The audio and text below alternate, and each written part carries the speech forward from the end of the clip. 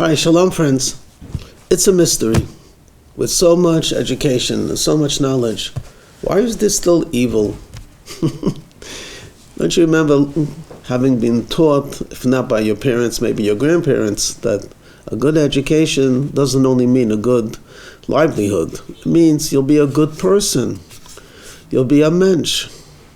And sadly, we know that this is not true, and we've seen it from year to year over the last 40 years. And it's a question. What can education not do?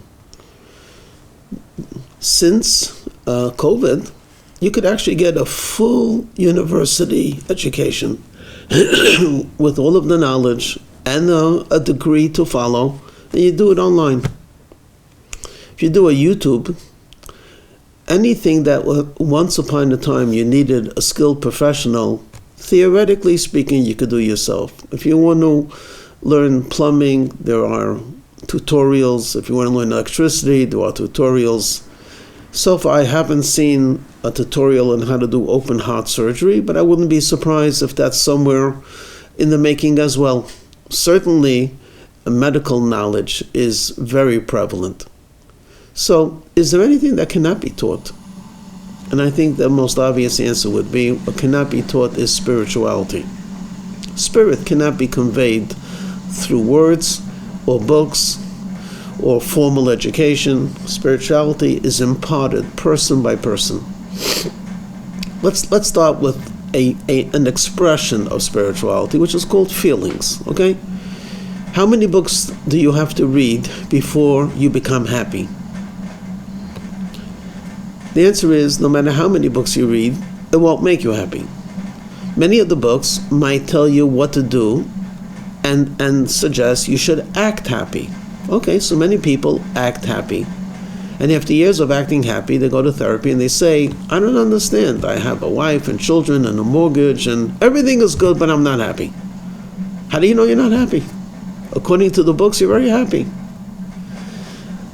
How to be a good parent? Well, there are hundreds of books of parenting. But you know something? You can't be a good parent unless you were exposed. Either if you were fortunate enough to have a good parent, or at the very least, you have someone that you could use as an example of a good parent. Same thing with a good marriage, and on and on. You see, you could teach skills. But you can't teach life.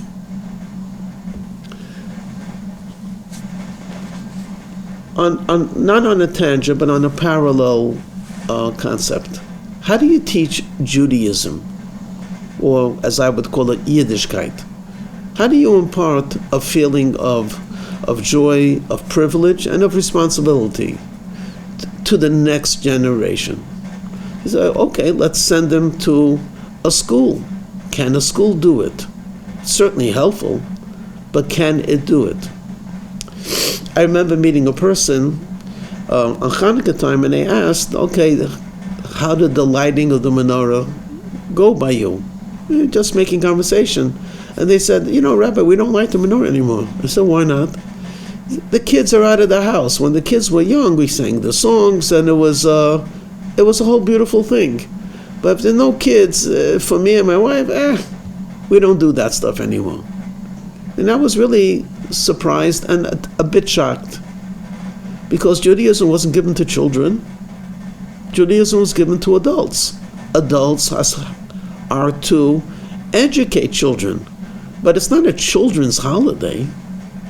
We don't celebrate Pesach so the kids could get a chance to ask the 4 questions.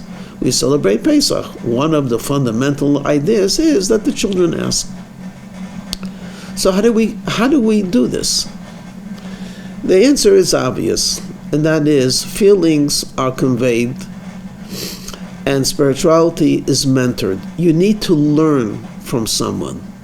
You have to see it in action. You have to see it being utilized. So one short story. I don't remember the names, but it happened in the turn of the century. There was a wonderful Jewish family living in Germany, and their oldest son was getting bar mitzvah. He had 4 siblings, And after the bar mitzvah, the whole family was very excited. And the father announces at the breakfast table. They used to always eat breakfast before father would leave. And he would say, in honor of Shimon's bar mitzvah, the whole family is going to be treated. We have a new adult in the family, so they used to always have toast as part of the breakfast. I bought jam. Every day we'll be able to have jam. In his family, and at that time, it was a treat. So every single day, and when they would come home from shul, the family would sit for a quick breakfast, and it was wonderful.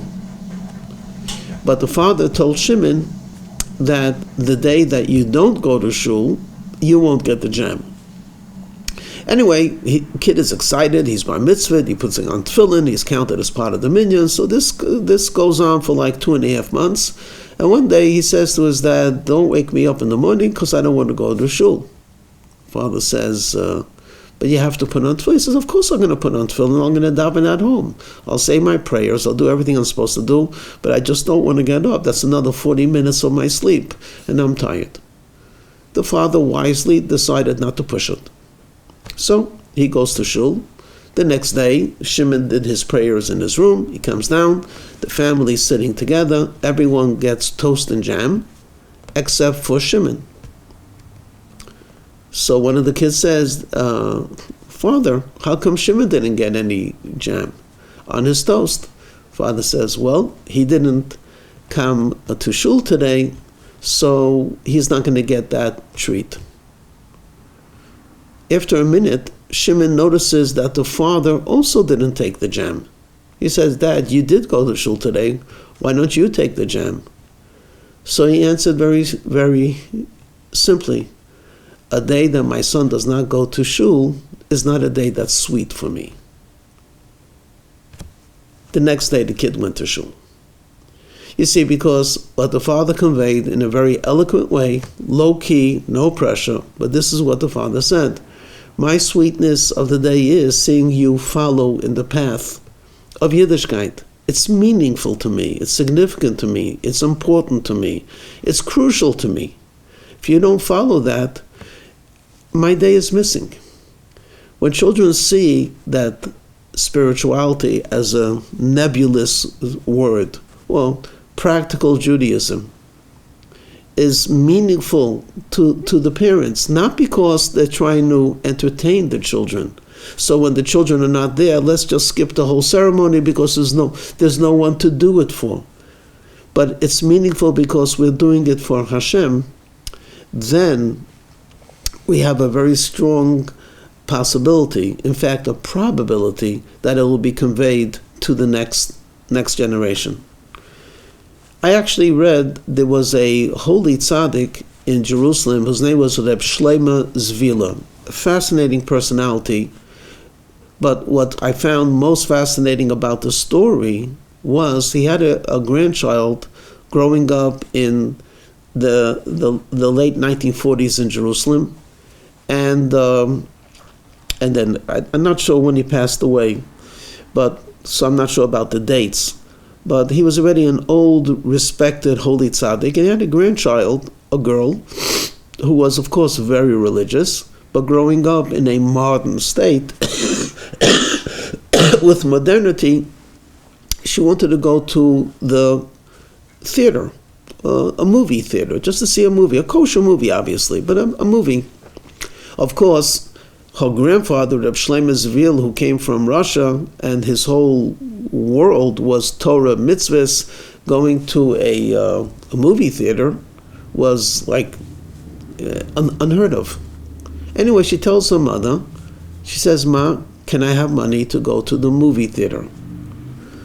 The mother said, "I don't want to make that decision. Go to your grandfather." She came to her grandfather. This man was like a saint, and says, "Grandfather, can I have some money to go to the movie theater?" So the grandfather said, "Sure." And he went into his desk and took out the money. "How much money do you need?" He gave it to her.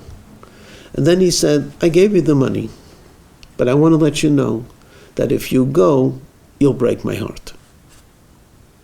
She didn't go. Does it work by everyone? I don't know. But the message is very clear.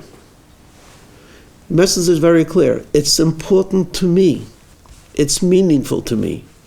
And if I see my granddaughter going in a place which is so foreign in my understanding of Yiddishkeit, it's going to break my heart. When she realized that, and absorbed that, she didn't go.